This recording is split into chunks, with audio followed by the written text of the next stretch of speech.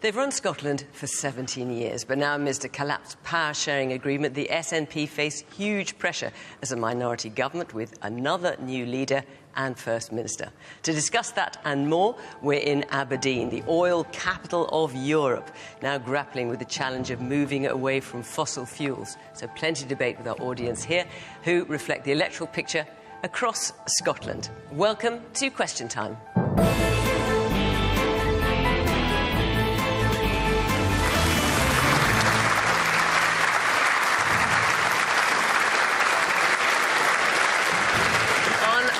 Tonight, as always, a wide range of views. One of the most senior figures in the Scottish National Party, Stephen Flynn. He's not in the Scottish Government, now under new management, of course, but does lead his party's 43 MPs at Westminster and is seen by some as a possible First Minister of the future.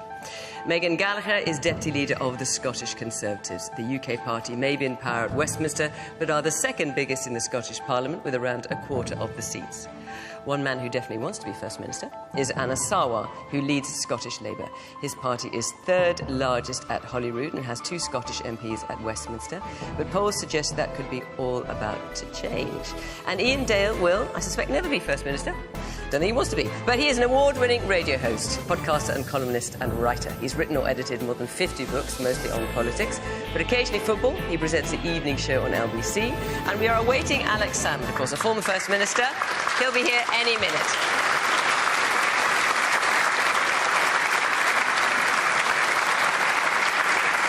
So, as I say, Alex Salmond is just running a bit late, but he's going to be here any second. Welcome to our panellists. Welcome to our audience here in Aberdeen. Great to see you. And, of course, welcome to you at home. You can follow the programme either on BBC Sounds, on BBC iPlayer, or you can follow the debate on social media as well. Now, we will, when Alex arrives, have 5 panellists, and I know you have got lots to say, so I would ask you to be reasonably brief in your answers, if you would. Let's have our first question now from Susan Banks. Good evening, panel. When John Swinney offered to be First Minister for everyone in Scotland last week, does that include all those who do not want independence? Stephen Flynn. Yes, of course it does. And, you know, there's an important point to be made here, because whilst the SNP has had some internal turmoil, and I think it's fair to say that that's been the case, and nobody would seek to say otherwise, certainly within our party, the reality is that the challenges we've faced pale into complete insignificance in comparison to the challenges that the public have faced, with the cost of living crisis being at the forefront, the fact that people haven't been able to afford their energy bills, their mortgage bills, or indeed their food bills. And that cuts right across society. And in these times, what we need is serious politicians. And John Swinney is most definitely a serious politician. He's someone who's well respected across the political divide. He brings a huge amount of experience to the Scottish Government, and he, of course, will seek to act in the best interests of every single person who lives here. I mean, he certainly does bring a lot of experience, because he was First Minister before and then you got rid of him. Well, he wasn't. So why do you want him back this time? Well, he wasn't. A leader, sorry, leader, forgive me, leader of the SNP. And so why do you want him back? Because he wasn't good enough then, why is he good enough now? Because John Swinney is by far the best candidate to take on the role of First Minister. And may I say, by the way, the contrast in the words of John Swinney over the course of the last couple of weeks, with the comments of the Prime Minister on Monday, when he labelled half of the population of Scotland as extremists. He compared those people in Scotland who believe in the democratic right for Scotland to be an independent nation to be akin to individuals in China, Iran and North Korea. So let me just for those of you... I'm just going to say what he said, just so that people don't know. But let me finish. The Prime Minister demeaned his office. He demeaned himself, and it's a measure of the man, his small stature in public life, that he did so. So just for those who are not familiar, the words he used are Scottish nationalists are even trying to tear our United Kingdom apart, and that was at the end of quite a long discourse about, as you say, China, Iran and various other things. Alex Salmond is in the building. Would you like to come in, Alex? Thank you very much for joining us.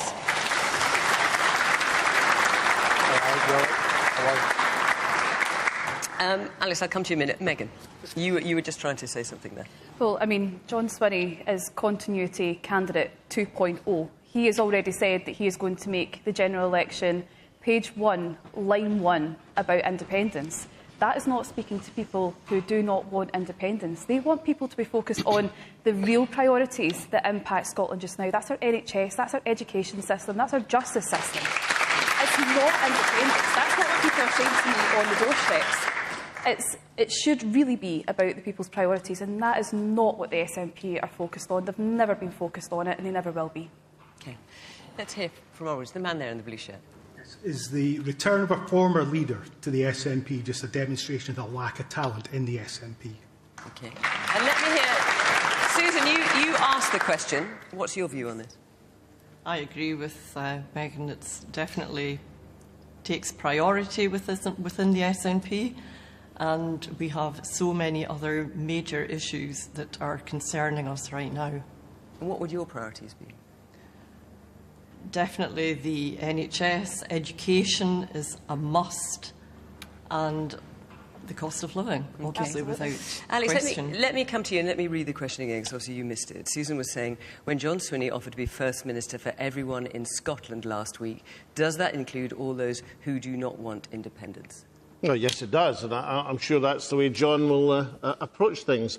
I mean, by definition, you couldn't have, if it wasn't possible to be a First Minister for everyone, any First Minister with a view on the constitutional question would be either a unionist, representing 50% of the population, or a nationalist, representing 50% of the population.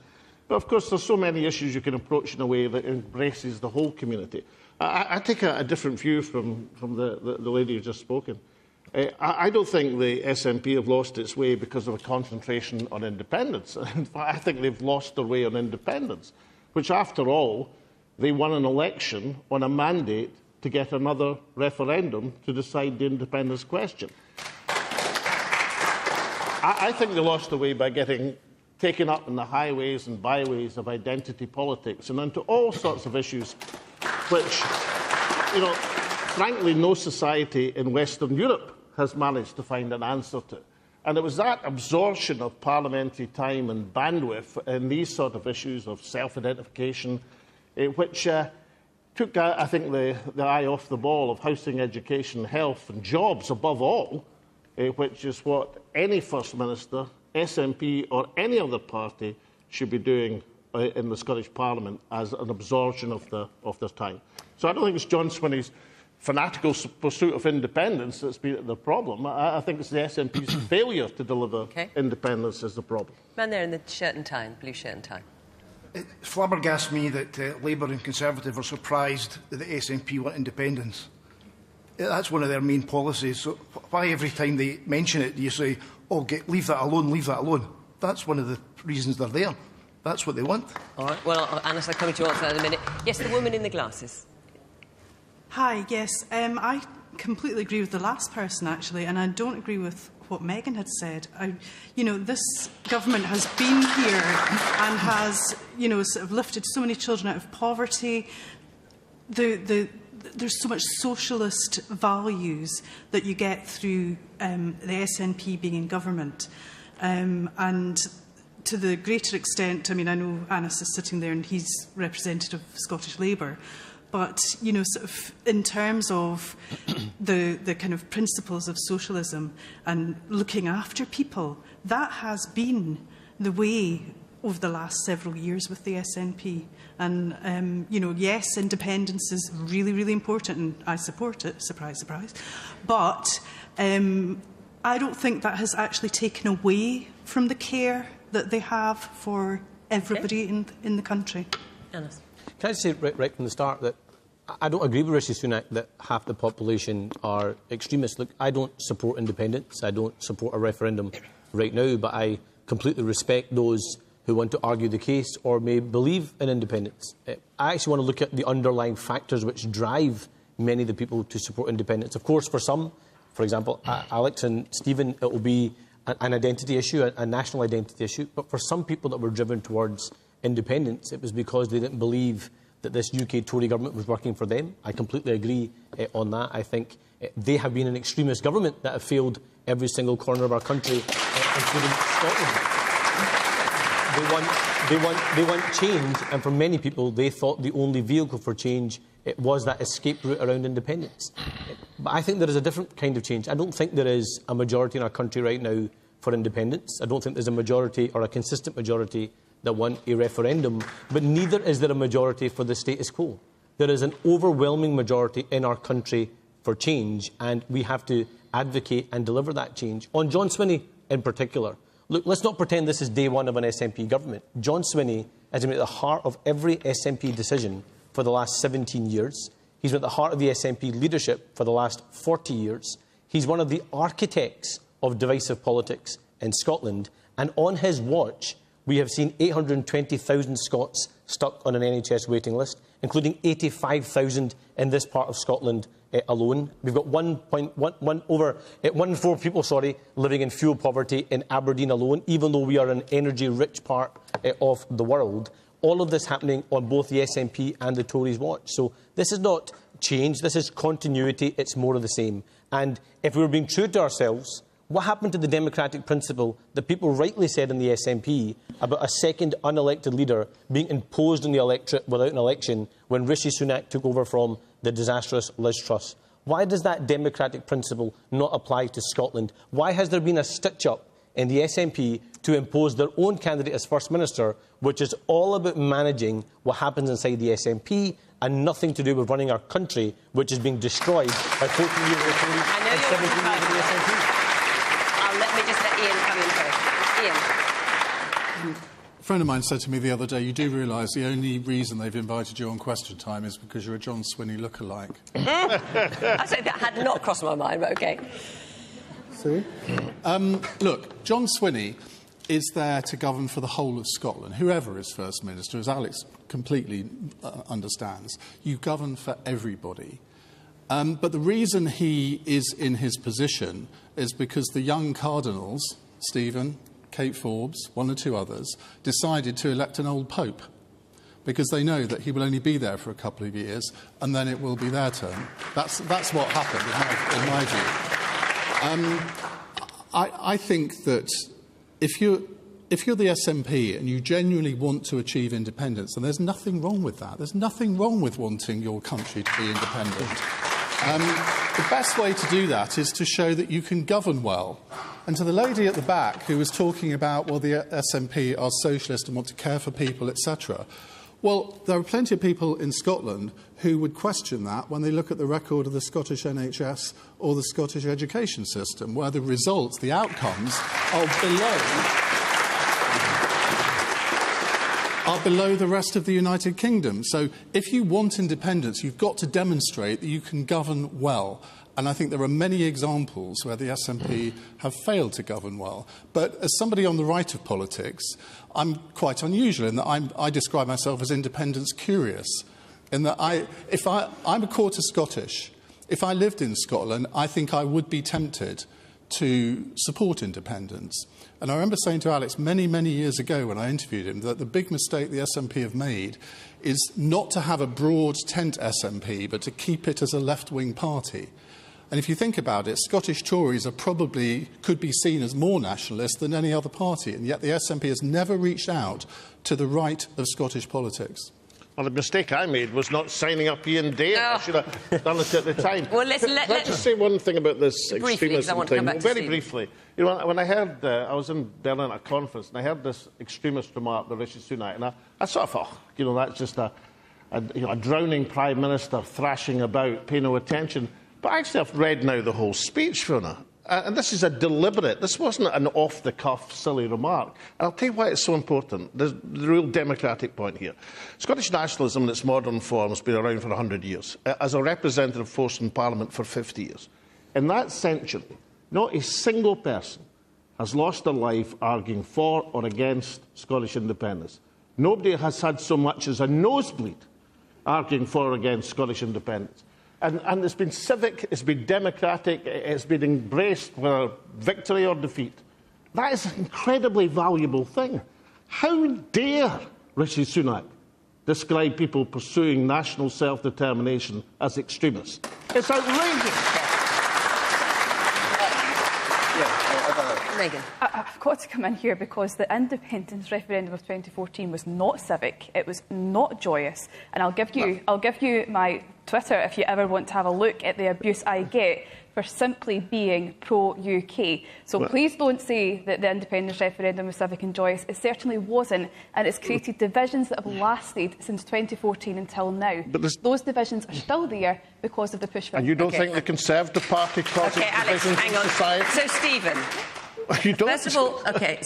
First of all, the comments that Anas was making. And also, so are we sitting with a young cardinal here who wants to push the Pope off his perch? Well, the interesting aspect in all of that, John Swinney's age is often mentioned, but he, of course, is younger than Keir Starmer.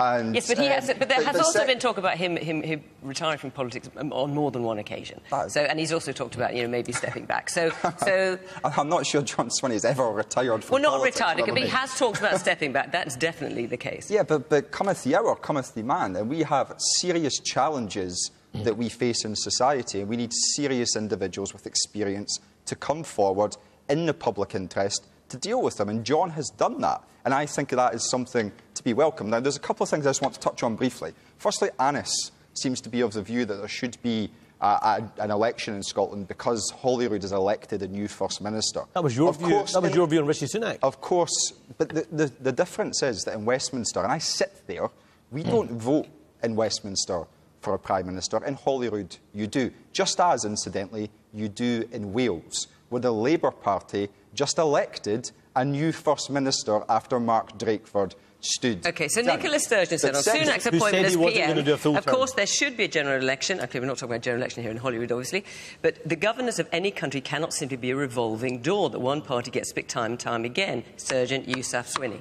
And that is the difference between the Westminster system and the devolved governments in Labour-run Wales. So it can be a revolving door here, SNP but just not down in Westminster. It is the system that we operate within. Do you realise how ridiculous that sounds? Ian, it is the system that we operate within. But, yes, look, but if you're criticising that system, presumably you're equally critical of this system. But can I do something which is much more important than that? And that's to reflect upon what Anas's other point was, that what we are talking about here is politics in the run-up to a general election.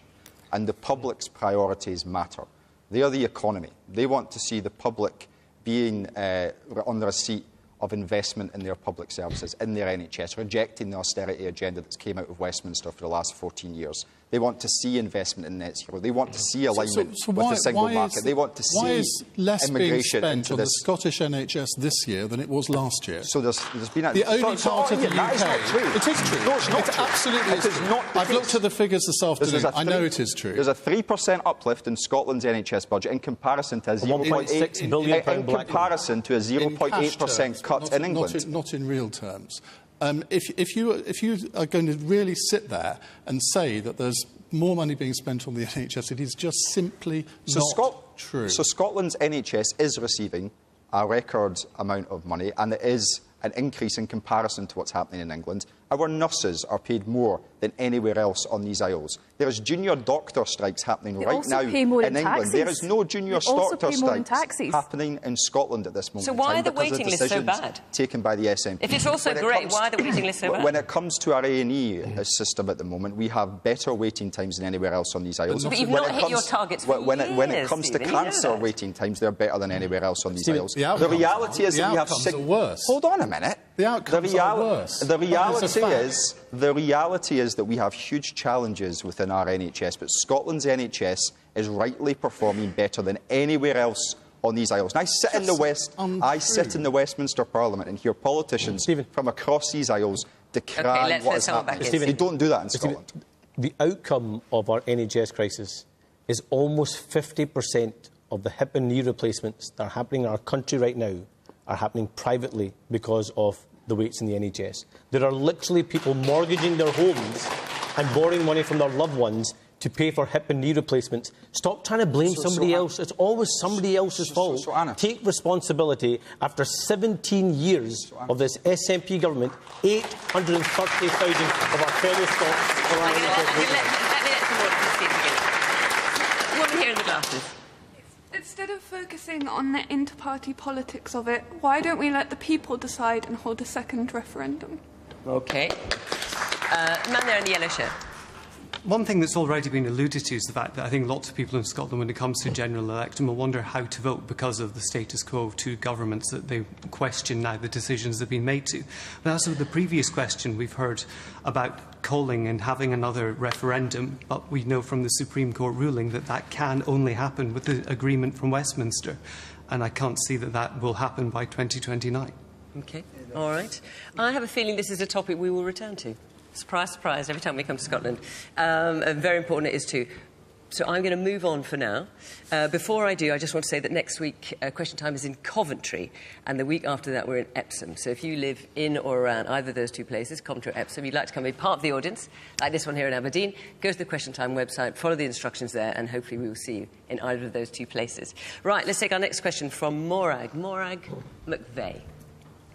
Good evening, panel. Do you think that the Scottish Government should follow Westminster's lead and stop the teaching of gender ideology as fact in our schools?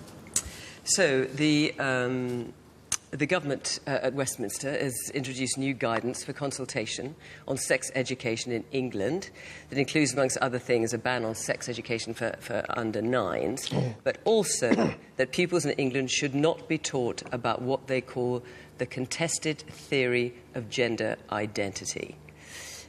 Megan, as the Conservative here, what is the contested theory of gender identity?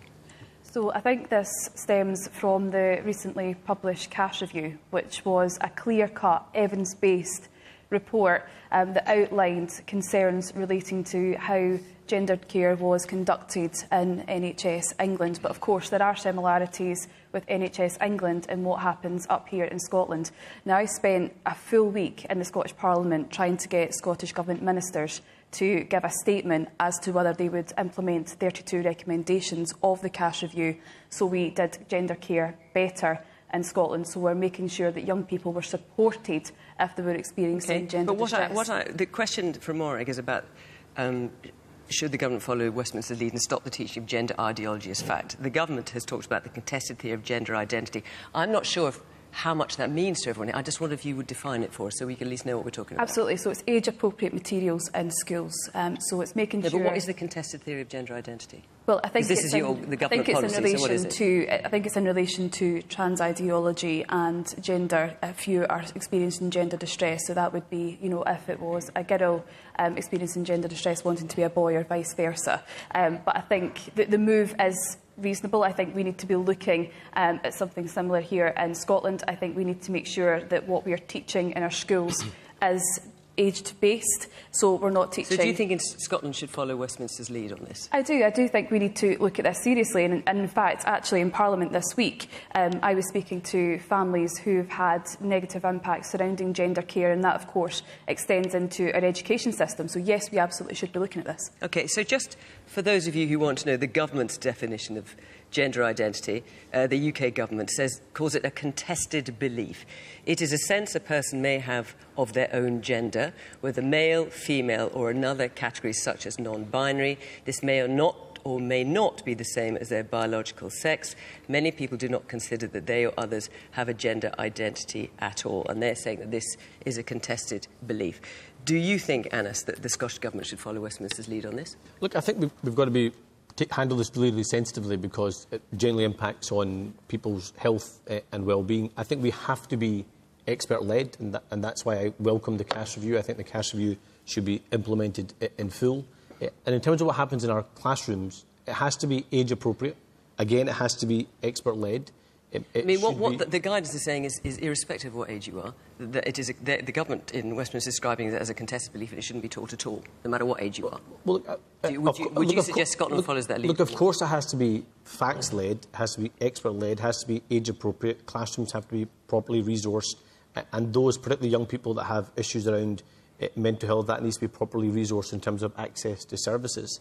I think we also have to be alive to the fact that our young people, in the age of smartphones, in the age of the conversations they have with their own friends and family, will get access to conversations that adults shouldn't pretend aren't happening amongst children and young people themselves.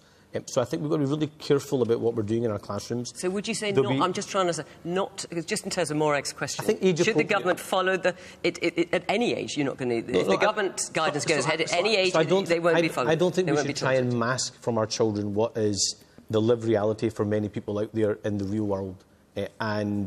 Look, not every family that's involved in any classrooms is going to be the traditional household. There'll be lots of same-sex couples, etc., mixed families in these schools. And therefore, I think expert-led, properly resourced classrooms and age-appropriate has to be the right way. And actually, crucially, everything that's taught in our schools should be openly accessible to the parents to understand what's happening and what's being taught to their children. I think that is really, really important. Morek, should we just come back to you for a minute, because you asked the question. Morek, just so the microphone can... Just stick your hand up again so the mic can find you. I think it should be stopped. I don't think it's right to tell children that it's possible to be born in the wrong body. It's nothing to do with mixed, diverse family types. Don't tell children that they're born in the wrong body.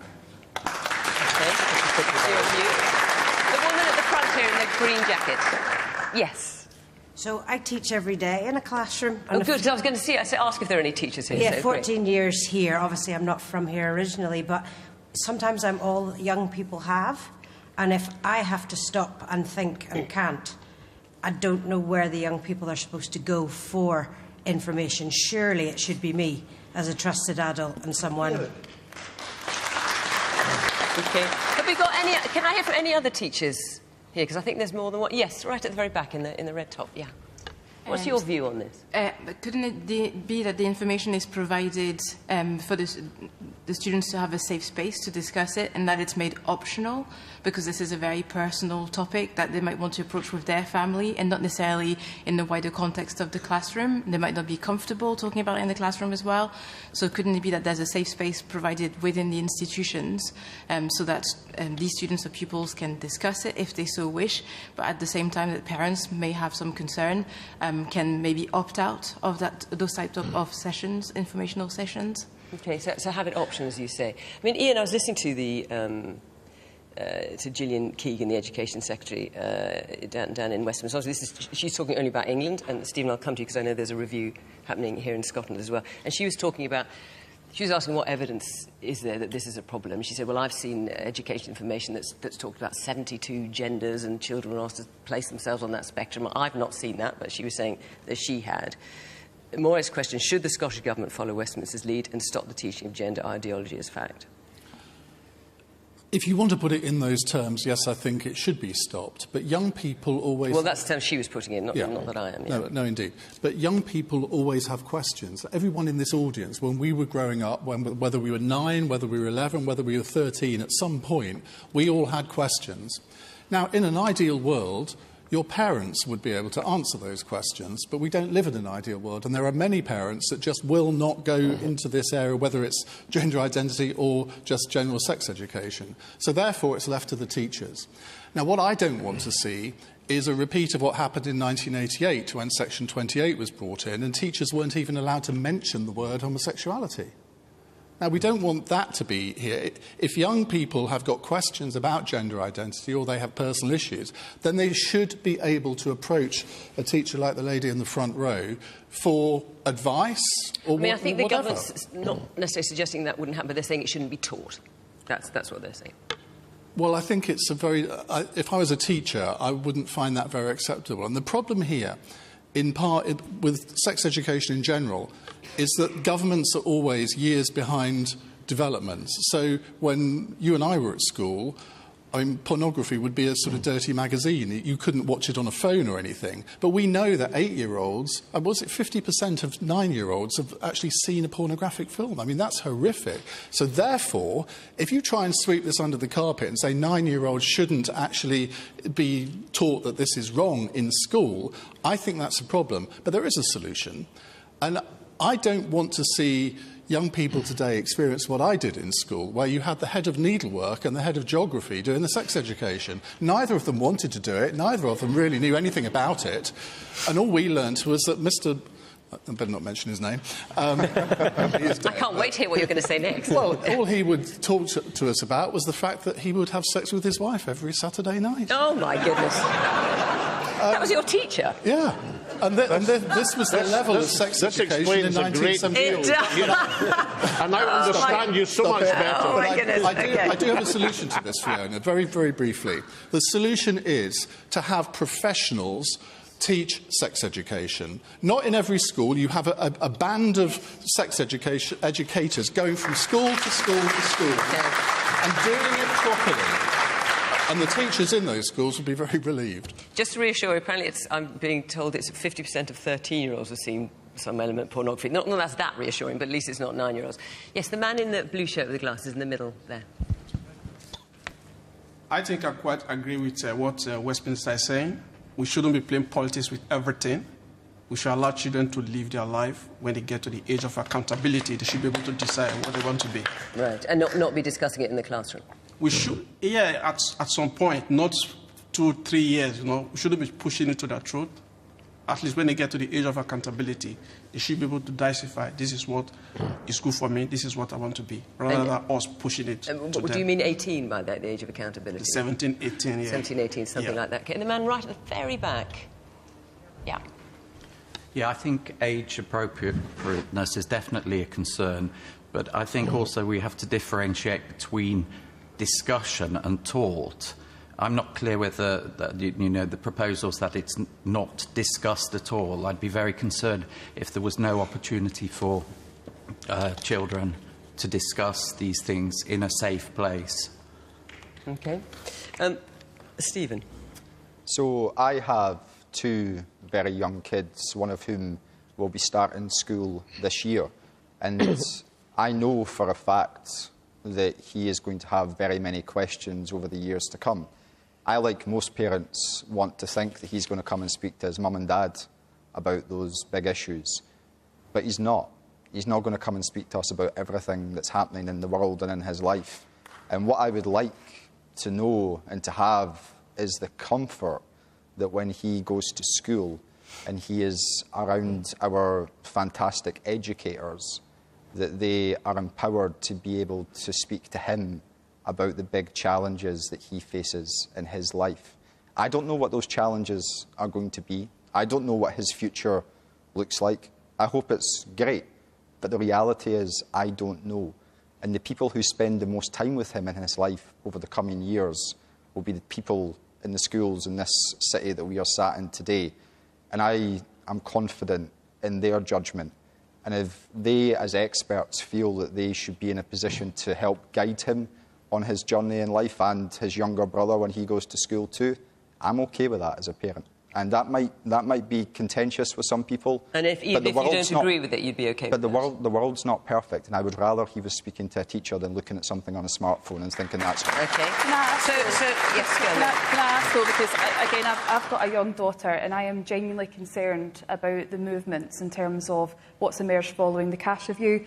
And, Stephen, I just want to know, do you support implementing the 32 recommendations of the cash review, given that it is evidence-based, given it's been led by an expert clinician?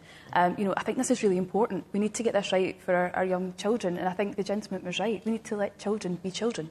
So I, unlike I think many politicians, have taken the time to read the CAS review. Can I just tell people what it is, just in case they're not familiar with it? So, just in case you're familiar with the CAS review. So the CAS review is something brought about as a result of what was going on, particularly at within the NHS and the Tavistock Institute in London in terms of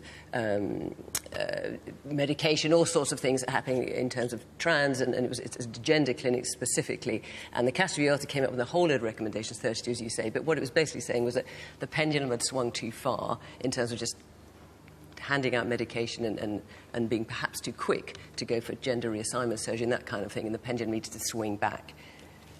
So when it comes to the CAS review, I've taken the time to read it. Not all the recommendations are relevant to Scotland, but that's not the main issue here. The main issue is the fact that there are recommendations which are relevant. And you're being to asked, Scotland. do you support them? And as has been outlined by the Scottish Government, they're taking time to assess the implications of those recommendations with our health experts in So we Scotland. don't know yet? You haven't decided whether you support them or not? Hold on, let me finish. With our health experts in Scotland, and that is the right approach to take. For myself, as a point of principle, when a leading clinician comes forward with a report, which, having read it, I think is very clear, and those recommendations which relate to Scotland, I would like to think that they will be implemented, but it is absolutely right that the government in Scotland takes the time working with experts to make sure that they're getting things right. Because what we're talking about here is people. And can I just be very brief here? Really brief, Stephen, because Alex hasn't had a word yet. So there's a story when it comes to trans ideology which was spoken about by Lord Ian Duncan. He's a former Conservative member of the European Parliament. His brother died of ovarian cancer because he didn't have access to the health care that was required. Now, I hope Ian will forgive me for raising this, but he has done it publicly in the past. We are talking about a small group of people in society, and I think as a society, we should be empathetic to their needs. Alex. So just to remind you of the question. Right. Should the Scottish Government follow Westminster's lead and stop the teaching of gender ideology, as Morag is putting it, as fact? OK, can I start on the cash review, because you've been speaking about that for a few seconds? Well, no, please start by answering the question, and then you can get on to the cash review. Well, everybody else is not answering I know, that's why I'm having at least a go with you if you can answer the question. You're picking on me by making me answer the question. Outrageous. Well, OK, on teaching in schools, can I introduce a novel concept? Perhaps we should have more faith in the professionalism of the teaching profession, right? Because the Scottish education was built on having a professional teaching service, and we should rely rather more than that. The key point in your question is actually gender identification as fact. That's the question, as fact. You should not teach gender self-selection or gender identification as fact, because clearly it's not a fact. You can't select your gender just by saying, today I've decided to be a man, or today I've decided to be a woman. You can't do that. Today, something very interesting happened. A large number of people in the Scottish Green Party were expelled for saying that sex was a biological fact. But it's ridiculous. So when we come to what's taught in schools, you can't teach gender ID as a fact. I don't mind if people discuss gender ID, and I certainly don't mind if they discuss a report that's considered and scientifically based as Hilary Cass's review. Incidentally, one of the very few government documents, which is, when you go onto the internet, it's brilliant. It's absolutely easily accessible. It tells you exactly what the main recommendations are, gives you the background to the report. I commend it to everyone. It was the issue, incidentally, Fiona, which broke the SNP Green coalition. Because when the Green Party leader in Scotland said, when presented with the Cass review, oh, it's all propaganda, which was purely a ridiculous statement. This is a scientific-based report about the best way to treat children with the genuine condition of gender dysphoria. That's what it's about. And of course its recommendations should be followed. There are one or two which wouldn't be directly applicable to Scotland, that's true. But the bulk of the recommendations and the sense of the report, the common sense of the report, should be grabbed by politicians as at last reintroducing rationality and scientific basis to this very, very difficult debate. OK. Let me take another question. From Ian Cuthbert. Is there a future for North Sea oil? Right, of course, we are in the energy capital of Europe, here in Aberdeen. Anas, is there a future for North Sea oil? Yes, absolutely. Oil and gas is going to play... Why do you want to shut it down, Anas? I don't, and if you let me answer the question, Stephen... 100,000 jobs your proposals will cost. No, actually, our proposals give us 50,000 extra jobs. You're not in Westminster now, so you can leave the heckling for there, Stephen. The point here is that we have a genuine plan to meet the transition. People have had, so let me be really clear, there's no switching off of the tap, there's no cliff edge. Oil and gas will play a significant role for decades to come. And one of the reasons, and really important reasons, is if we are to meet our transition, then we need those involved in the oil and gas sector to be partners in helping us make those strategic investments so we can maximise the opportunities of the green revolution. And I can totally understand why people are nervous after 14 years of the Tories and 17 years of the SNP, where they've heard lots of promises before. Don't forget, Alec promised the Saudi Arabia of renewables that never was delivered. So I can understand the scepticism. But we have a plan which is partly GB Energy, a publicly owned energy generation company that will be headquartered right here in Scotland, that will help bring down people's bills and also create over 50,000 jobs here in Scotland. But in terms of the future, Anna, but in terms of the future of North Sea oil, if, as Keir Starmer said, there's going to be no new drilling, presumably North Sea oil is eventually going to peter out. So we have been really clear we have been really clear that we will honour all licences and we will honour them all for their full lifespan. And we will work together with the industry to make that a reality. We already know that the North Sea Basin is mature. We already know that oil and gas is going to have over the next period, and so therefore we have to work in partnership with those companies to make it a reality. And so that's the commitment we are really openly making, because if you look at, I said earlier on about fuel poverty, Aberdeen is the energy capital of the UK, and despite our energy-rich future, 1 in 4 people in this city are in fuel poverty. And that's why we're not going to make the same mistake. Okay, that's a different We've got a question. detailed plan that's going to deliver that transition and make sure we realise the full potential. This is one of the few areas where the Labour Party have actually stated their policy. So what is it? They're going to extend the windfall tax to 78%. They're going to cut investment allowances in the North Sea. And Stephen is quite right. An expert report today said that by 2030, if that was followed through, and of course there's a big doubt there, because when did the Labour Party last follow through in an election pledge? But if it was followed through, that would mean 100,000 of the 200,000 jobs remaining in the oil and gas directorate would disappear. That's the situation. Not true. Now, I'm sorry, what's After not true? 17 years Never mind the 17 years, never mind the rest of it. Your policy, well, if I could remember, when I stood down as First Minister, we were re-elected by the Scottish people in an absolute majority in a proportional parliament. So somebody should have been quite satisfied with the direction we were taking at that stage. But that is Labour's policy, to extend the windfall tax to 78%, to cut the investment allowances. If you do that, then you will lose half of the jobs in oil and gas, and you shall do it long before the tens of thousands of renewable jobs kick in. And incidentally, on your Great British Energy, the one, the investment already cut from, what was it, 27 billion it was to be, now it's to be 4 billion. What matters is who gets the revenues, not where the company plate. I mean, we're in Aberdeen. There's folk in this audience. We're old enough to remember the British National Oil Corporation, settled by a Labour government in Scotland, privatised as Britoil and disappeared. What was the long-term benefit? The benefit from both oil and gas and renewables is the endowment effect, the billions, the 400 billion that's already disappeared to Westminster, and the billions to come for renewables. And the way forward is to get a share for the Scottish people of these billions of wealth. Woman there in the blue top. Yes, you. In terms of your green revolution, who is going to protect the people of the Highlands and the people of North East Scotland from the looming pylon clearances, and who is going to protect our countryside from mass industrialisation? Right, and you're talking about extra pylons in order to connect the grid to things like wind farms, that kind of thing? It's catastrophic what's coming.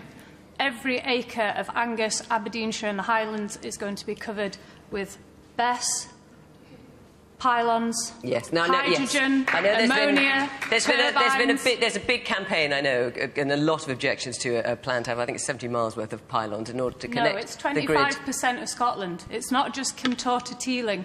It's the Western Isles to Beauly, it's Spittal to Beauly, it's Beauly to Peterhead, and that's just the beginning. Off the back of that, there will not be an acre of countryside left to enjoy. This is a really important. Okay, hang on.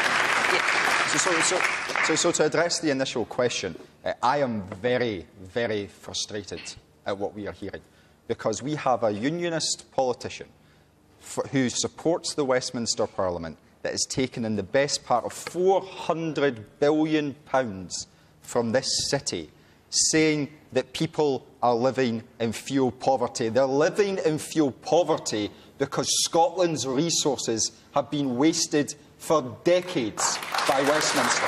And do you know what makes it worse?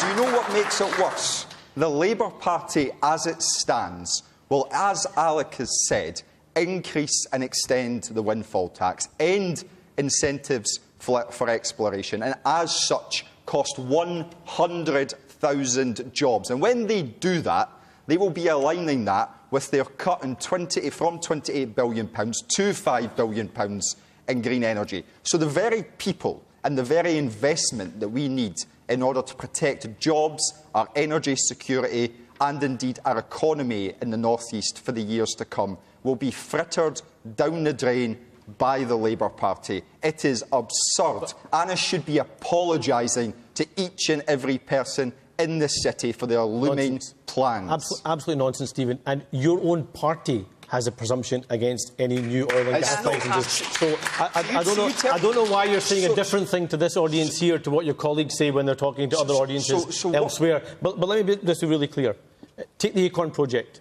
You rightly expressed a frustration that the UK government did not back the Acorn project, which would be transformational. You'll need to explain to people for this who are familiar with it what it is. Carbon capture and storage, one part of our transitional future. Really important for Grangemouth, really important here. We've committed to delivering the Acorn project if we have a UK Labour government. You don't welcome that. Onshore wind, offshore wind, hydrogen, carbon capture storage. 2007, Anna. If you haven't realised, if you haven't noticed, there's a different party in government across the UK. That's why we need change across the UK. Hang on, because it's just a back and forth. And all the people who've got their hands up, not getting a word in edgeways, I quite like to hear what they've got to say. Almost at the very back, last row but one, you've got, I can't quite see what you're wearing, black T-shirt or something? Yes. Alex and Stephen have said there that if we increase the windfall tax to 78%, it would risk 100,000 jobs.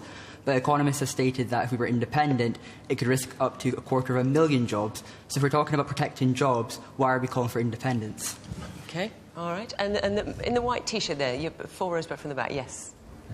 Ask Stephen Flynn if you didn't think it was hypocritical that he's criticising Labour for their plans on oil, when until a couple of weeks ago his party were in coalition with another party that kind of wanted to get rid of oil altogether. That's the point. What do you say to that? It shouldn't come as a surprise to the young gentleman that I'm quite happy that we are no longer in coalition. Yes, but you were, Stephen. You can hardly say, oh, well, that was, I didn't agree with it. You weren't saying that when you were in coalition. And the important point here... Hang on. You weren't saying that when you were in coalition. It's all very well to say now, In fairness, I think I was one of the few folk who was saying that, and I was criticised But that's what the SNP was doing. I know what my party was doing in order to secure the majority that was required within Holyrood. But look, there's an important point to be made here, and this is Aberdeen's future, this is Scotland's future. We need to make sure that we have investment in our renewable sector going forward, but that can only happen by maintaining the jobs that we currently have. On the way to this venue this evening, I came by taxi from Aberdeen Airport, and I always think it's a good idea to ask the taxi drivers what they think are the main local issues. And without hesitation, he said oil and gas. Because if Keir Starmer gets in, we're finished. That was his view, not my view, that was his view. And I think that's something, if you want to get Stephen out of his seat in Aberdeen, you're going to have to address Annas. But moving on to the substance of the issue, energy security is going to be one of the biggest political issues facing this country over the next 10 years. Liam Fox, I remember back in 2014, he said, come and have a cup of coffee with me. And I said, what do you want to talk about? I'll tell you when I get there. And he droned on for an hour about energy security. In 2014, I was losing the will to live by the end of this hour. But he was absolutely right.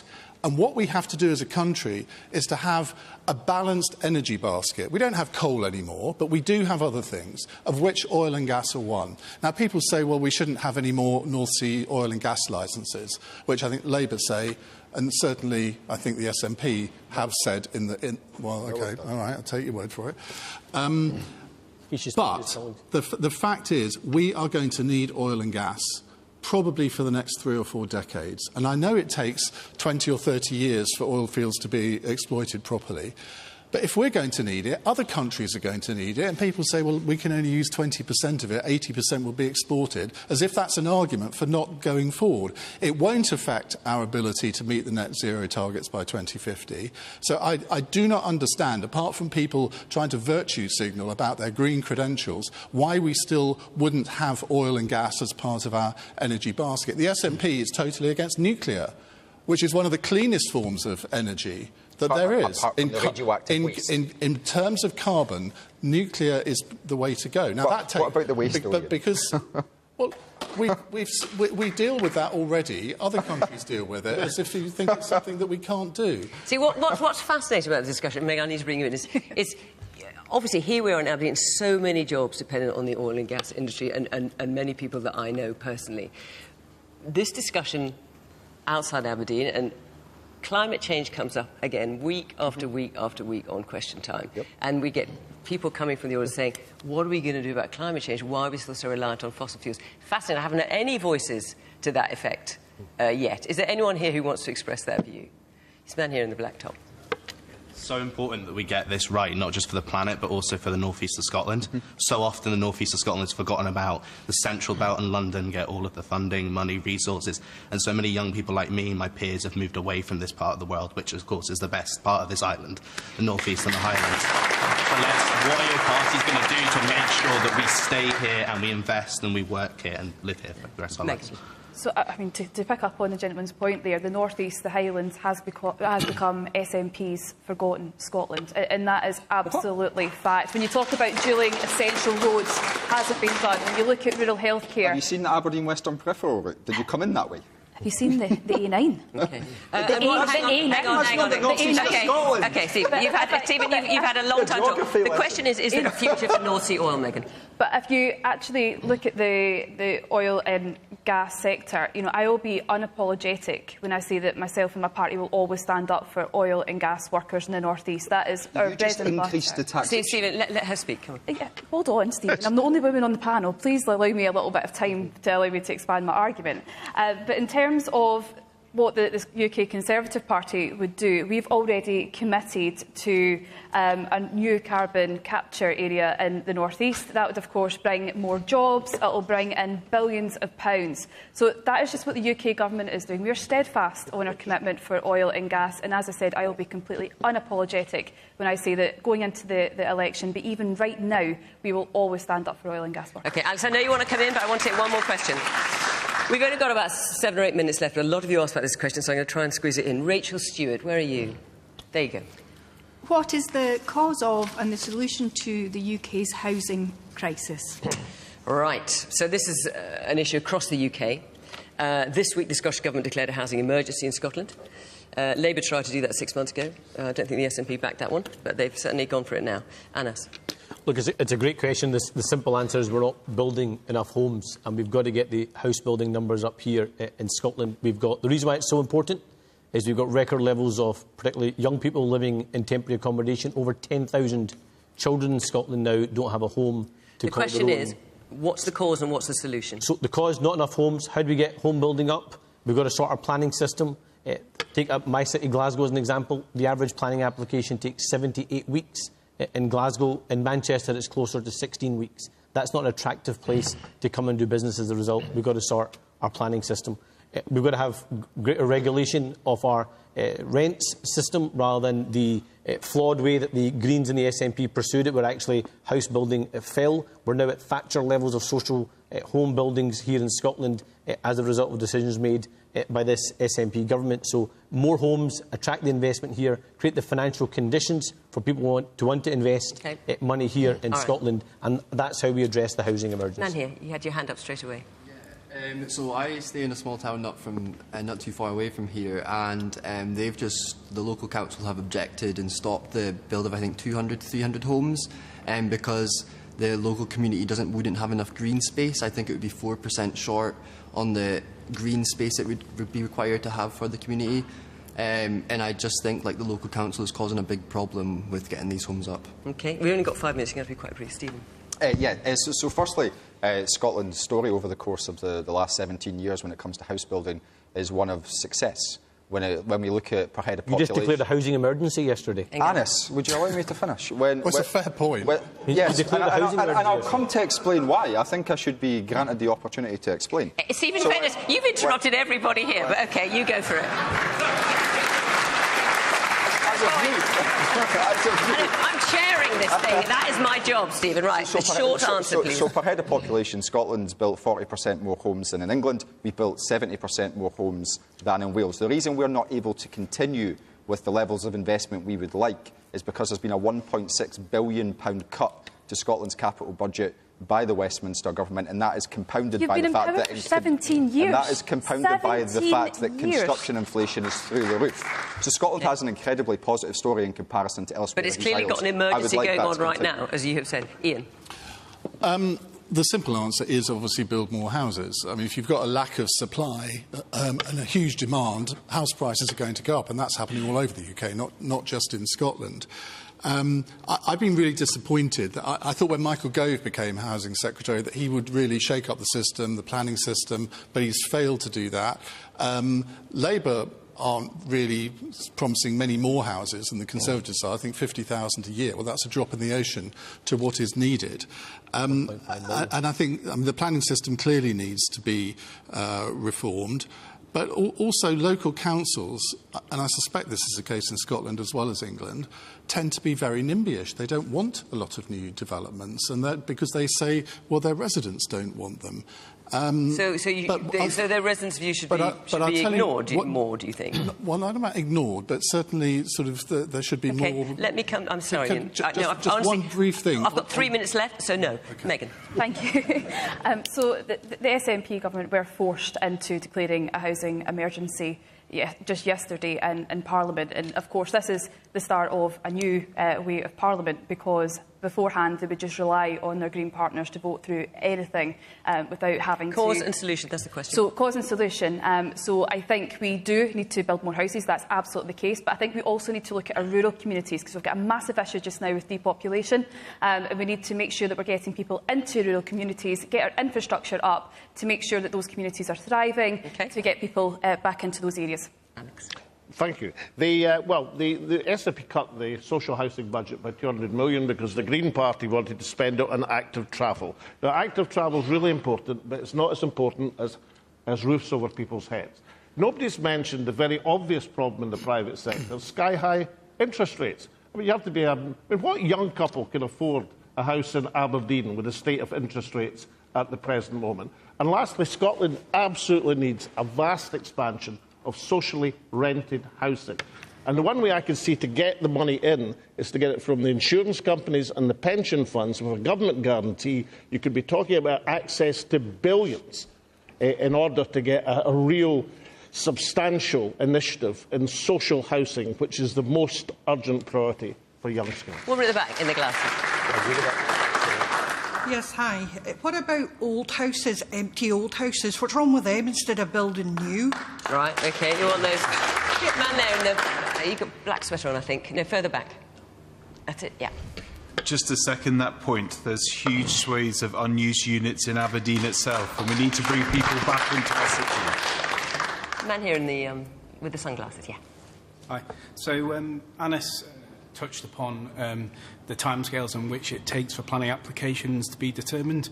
I'm actually a town planner myself, and I think one of the issues is that the profession is vastly under-resourced in this country.